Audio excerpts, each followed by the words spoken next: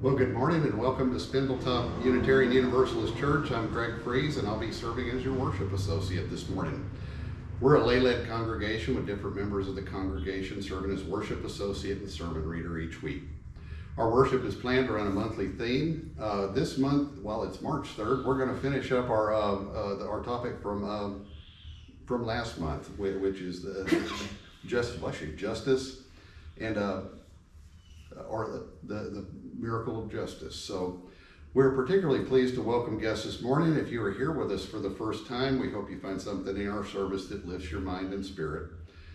Please sign our guest book in the front room, and you can sign up for email updates on our website, and be sure to like us on Facebook. You're invited after the service to stay or on potluck on third Sundays. If you'd like to consider membership in our congregation, please see one of our board members, and I think I'm it for today. So, well, hello, Karen. I have the camera running. We're trying that this week. So, the P-Flag folks recommended it. So, and we're literally just starting. So.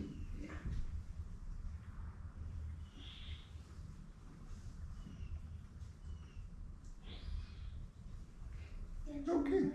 For our opening words, welcome to this place where equity and justice transcend mere dreams.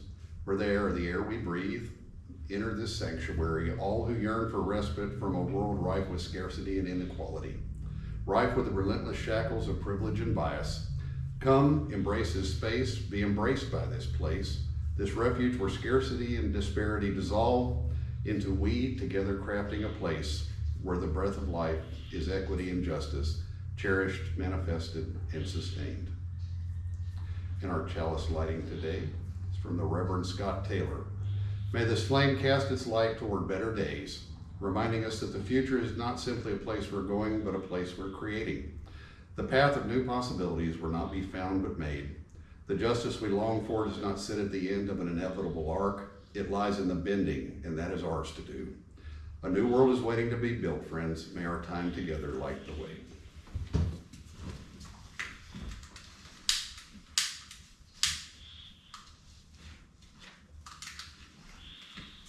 If you'll open your the hardback hymnal to hymn 188. Despair, come, yet again come.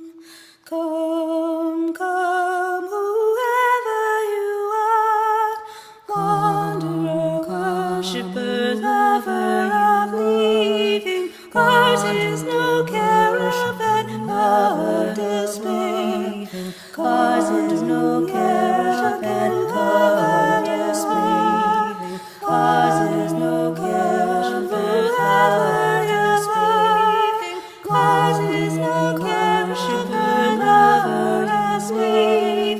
Ours is no caravan of despair. Ours is no caravan of despair. Ours is no caravan of despair. Ours is no caravan of despair. Ours is no caravan of despair. Ours is no caravan of despair. Ours is no caravan of despair. Ours is no caravan of despair. Ours is no caravan of despair. Ours is no caravan of despair. Ours is no caravan of despair. Ours is no caravan of despair. Come, yet again come. Thank you. If you'll read along in your bulletin, our affirmation. Love is the doctrine of this church. The quest for truth is its sacrament, and service is its prayer. To dwell together in peace, to seek knowledge and freedom, to serve humankind and fellowship. Thus do we covenant with one another. Ours is a welcoming community where we find connection, a spiritual community where we find meaning. Ours is a sharing community where our joys are amplified, and a caring community where our sorrows are lessened. We take this moment to reflect on our joys and concerns and acknowledge the mutual support of our community. If you'd like to share a joy or concern, please come forward and place a pebble in the water, then share in words or silence that which is in your heart. And as I noted, this will be blocked out on the video. So.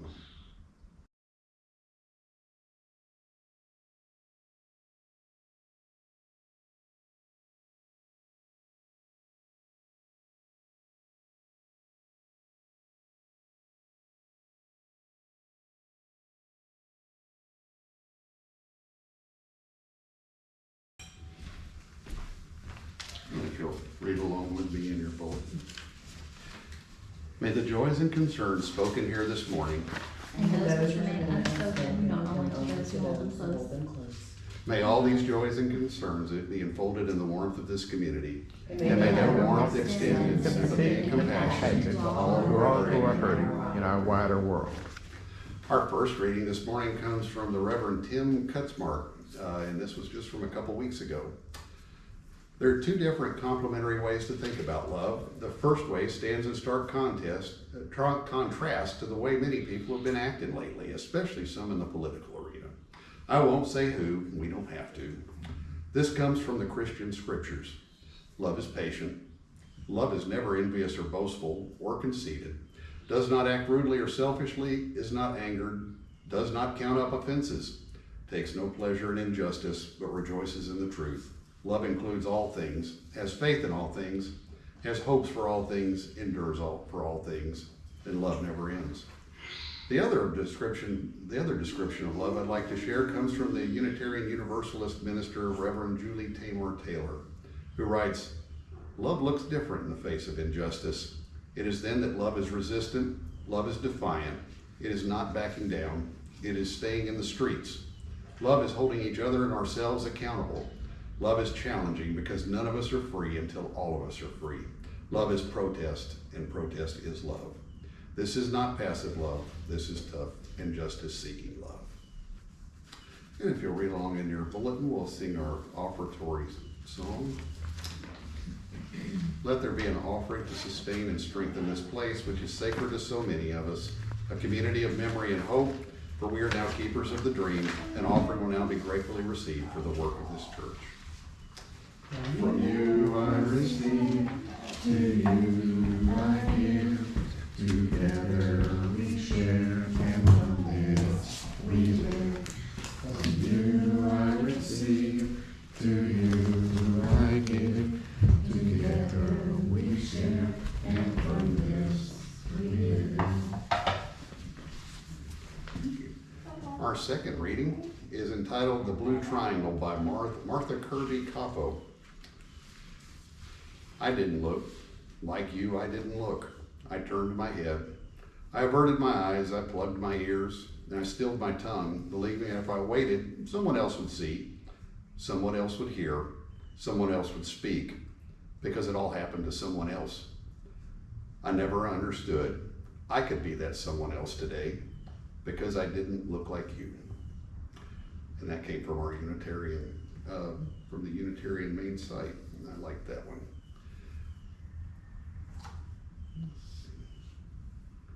Our meditation this morning comes from Benediction for the Heavy Heart by Mason Bolton.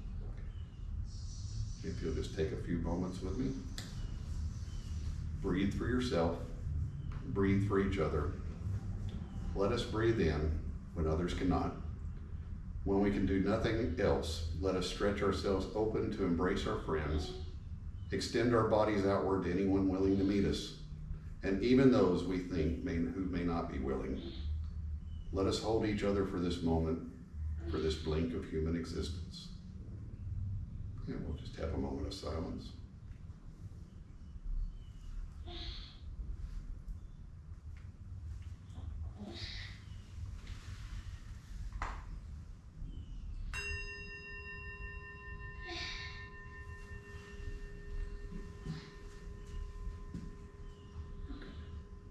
Our sermon this morning I've adapted from the Reverend Paul Beadle, the Unitarian Universalist Church of Little Rock, and this was his sermon from earlier this month on this same topic, and it was a good one.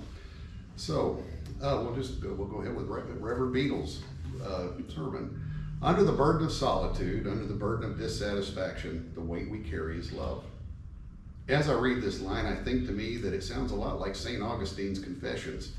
Augustine developed a notion of rightly directed love and did not distinguish too finely between love and desire. Unlike the Buddha, who taught detachment and to be moved by neither fear nor desire, Augustine thought that we cannot help but be moved, and that to be alive was to be in motion. You have made for yourself, O Lord, and our hearts are restless until they rest in thee, Constantine wrote. The best we can do is direct our love toward the worthiest of things, Allen Ginsberg wrote, because the weight of the world is love. That poetic line sums up the whole mystical aspect of love and the experience of it. We are solitary and social creatures. We need one another's company in so many ways. Can we love one another? In how many ways can we love one another? What ways are best? Can we bear the burden of loving one another responsibly in the best of ways? And can we bear this weight any way but wearily? And yet we cannot lay the burden down. The weight of the world is love. Rather than a creed, an idea, or a story about the world to believe in, we set store in a covenant, in a promise of a right relationship, a promise about loving one another in the best ways. Love is our teaching, and it is the weight of our faith. What moves it is life, the actual life we experience separately and together, and we share it through our presence to one another. The Christian mystical tradition emphasizes sacred experience, and from generation to generation has been expressed in terms of the presence of God and of human presence. How do I relate to life in the highest values and deepest meanings that I find in it? How do I relate to my neighbor? To those questions, the great mystics devoted their hearts, minds, and lives. The key scriptural text of mysticism in medieval Western Europe is found in the Song of Songs. You may know that as the Book of Solomon. Chapter 2, verse 4, and the second half of that verse. The Song of Songs is a love poem, and it's thought by some scholars to have been included in the Bible at the last minute over other books because it was a popular text to read at weddings of the day. Mystics read it as an allegory of love in the human soul. The original Hebrew text of that verse in Song of Songs, chapter 2, half of verse 4, has been variously translated, and it's very difficult to translate. There are 3 words. The first means a flag or banner. The second is a preposition that can be rendered as over or upon. And like those English words, it is used in a concrete sense to indicate a physical location, or in a more abstract sense, like concerning in English. We might equally say, my thoughts concerning that, or my thoughts upon that, and it often creates a connotation, this word of resting, of weight.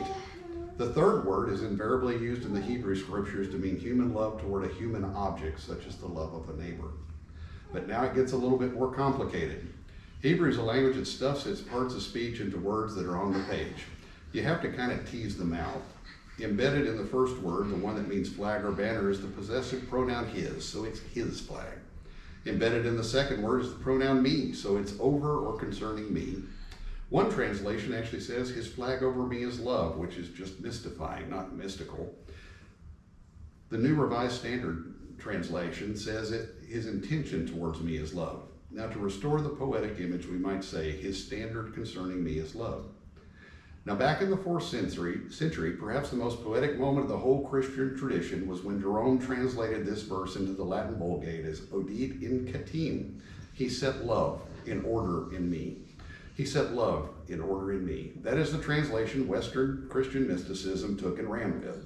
Western mystics drew on similar interpretations by earlier Christian thinkers, such as Origen, a 3rd century monk and scholar. According to him, learning the different degrees of love, that is, loving the proper objects in the right way, means loving God without measure. For God is infinite, loving our neighbors as ourselves, loving enemies, though not as ourselves, because it's hard to imagine them as ourselves. In short, ordering all human affections according to the truth of the scriptures is what Origen was after. Origen was the first to make the order of love an important element in theological works. He's also called the first universalist. Later, Augustine and the 12th century mystics made a lot of this idea too. In the 12th century, the monk Bernard of Clairvaux laid it out this way. if we love the things that should be loved, and if we love more the things that should be loved more, and if we do not love the things that should not be loved, love is then set in order. It is the same with other affections. They are ordered in this way: in the beginning fear, then joy, then sadness, and in the end love. This line of thinking about love bears affinities to Aristotle's idea of virtue, that virtue consists of balance of feelings. Aristotle's definition of courage is a well-developed capacity for feeling confidence and fear in the right places and at the right times and in the right degrees of intensity. That would be how to put fear in order. Otherwise, joy can also get out of order. On one hand, it can just be giddiness. On the other hand, it can be a narrow sense of satisfaction that dulls our compassion for others. Or it can just be set in order through gratitude. Sadness can get out of order. Grief can overwhelm us, or in shock we can feel nothing, or it can be ordered through an acceptance of loss or a commitment to preserve something out of our loss. In the same way as these other feelings, love can be the magic potion that possesses two people, or it can be just a game, or it can be the door to the soul and the gateway to mutual nurturing companionship, the antidote to our feelings of separateness. For the mystery of love, its mystical dimension is that although we feel separate, we are all connected. And all of this is in keeping with the value of self-culture that Channing and Emerson and others in our tradition taught and preached. Salvation by character, it's been called. Salvation by virtue, by courage, by compassion, by gratitude, by acceptance, by commitment, by growth. Never read that in a candy heart, did you? The final wish is love, wrote Allen Ginsberg. Love cannot be bitter, cannot deny, cannot withhold if denied. The weight is too heavy. You must give love for no return, as thought is given in solitude and in all the excellence of its excesses. It was a tricky one. The final wish is that the depth of who we are is present to each other, and what we call love is not love in the mystical sense. Love is not selfish, but is also not self-abandoning. In love, we are fully present, or if we're not, we're called to be. Love is our teaching, and our faith calls us to be fully present to one another as much as possible. We all know that, feel that, and strive for it. We practice it whenever we gather here, and one way to practice it deeply is in groups. The Unitarian theologian Tanda said that covenant groups are a spiritual practice for a non-creedal faith, such as ours. She also said salvation is not a solo act. We are social beings, we grow and are nurtured in community. She emphasizes the importance of an embodied practice, a meditation, or something that uses the senses to ground you physically as a means to be more fully present to others in the group. As Ginsberg also wrote, yes, that's what I wanted. I always wanted. I always wanted to return to the body where I was born, to return to the substance, the weight, the experience, the weight of the world as we know it, to return to love. Macy, the noted environmental activist, author, and scholar of Buddhism and deep ecology, illustrated this when she stated, "If the world is to be healed through human efforts, I am convinced it will be done by ordinary people, people whose love for this life is even greater than their fear." To illustrate what I'm talking about, I'd like to share an anecdote provided last week by the Reverend Tim Kutzmark, who I read earlier, of the Unitarian Universalist Church of Fresno, California, where I used to live. Reverend Kutzmark stated, "As we always do year after year, a group of church members and friends were again marching in Fresno's annual Dr. Martin Luther King Day parade and rally this year. Our church banner was proudly carried by young and old and in between. During the speeches in front of City Hall, I noticed a teenage boy and his mom walking toward us, looking at our banner that says, 'All are welcome.' As they passed by us, I heard the teenage boy ask his mom, 'What church is that?' The mom didn't hesitate as she replied, 'Those are the love people.' Those are the love people, and we are the love people, or at least that's what we try to be. We aspire to be loving forward, changing lives, not in a Hallmark card sense of the word, and not in a Valentine's Day sugary, cuddly with a teddy bear kind of way. Not love as a feeling, but love as a choice we make, and love as action. I think that we try to embody both types of love here at Unitarian Universalist Church of Fresno and Spindletop. I received an email several months ago that the person has given me permission to share today. They said, 'Dear Tim, I don't know if you remember me, but I came to your church about a year ago, and I'd read that Fresno was one of the more affordable cities in California, but I found out that wasn't the case. Within a short time, I was living in my car, even while I was working full-time and taking classes at Fresno City College. I felt so unsafe living in my car, but I had no other choice. A professor told me about your church and said it might be a place where I could feel safe, at least for an hour or two on Sunday morning. As a mixed-race, neurodiverse, and queer-identifying person, not many places in Fresno felt safe, so I reluctantly decided to check you guys out. Right away, you signaled that I was welcome. The Black Lives Matter banners on Alluvial Avenue told me you cared about racial justice and about me as a person of color. The front walkway had a brass plaque proclaiming love is the doctrine of this church, not judgment. Pride flags were mounted outside the front of your sanctuary, and there was a Planned Parenthood pink banner in the lobby. How awesome is that? But once inside the building, I freaked out. There were so many white people. There were so many old white people. Not a lot of people looked like me. And as a person of color, that usually means I'm going to be uncomfortable and wary. But then you started talking about an inclusive love for everyone. You said I could rest in this love, and your words were kind, and you were really angry about all the anti-abortion bills being passed around the country. And then at the end of the service, still a little angry, you invited everyone to go on Thursday to Fresno City Hall for a protest rally demanding more affordable housing in the city. Your church was kind and defiant at the same time, and I kept coming back, and soon I felt like UU Fresno was my spiritual safe place, complete with a bunch of surrogate grandparents. Make that surrogate great-grandparents. Seriously, there were kids and families there too, but even a couple of folks who had as many tattoos as I did, or even a couple that did. I'm no longer in Fresno. It was too expensive to stay, but your church made a difference for me while I was there. So I'm going to go off script here for a minute and share this is the light we here at Spindletop Unitarian should strive for to those in Beaumont who feel excluded.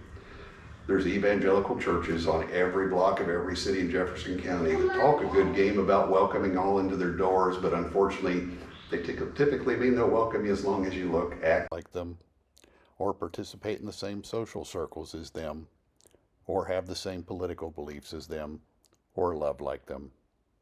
Let's let Southeast Texas know that Spindletop Unitarian Universalist is a truly welcoming place of worship and one that truly means it from the bottom of our hearts when we say all are welcome here.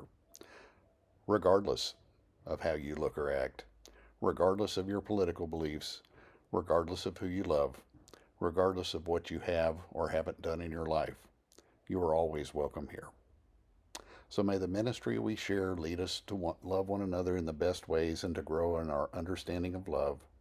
May the community we share lead us to help one another as best we can and to grow in our understanding of human need.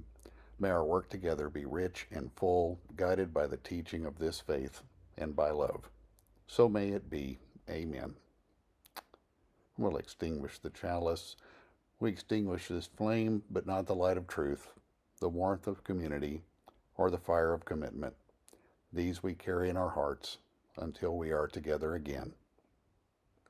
Our closing words for the week: go out into the world in peace and in courage and hold fast to what is good. Return to no one evil for evil. Strengthen the faint-hearted, support the weak, help the suffering, honor all, and in all of this, may love be our guide. And may all of you have an excellent week. Thank you.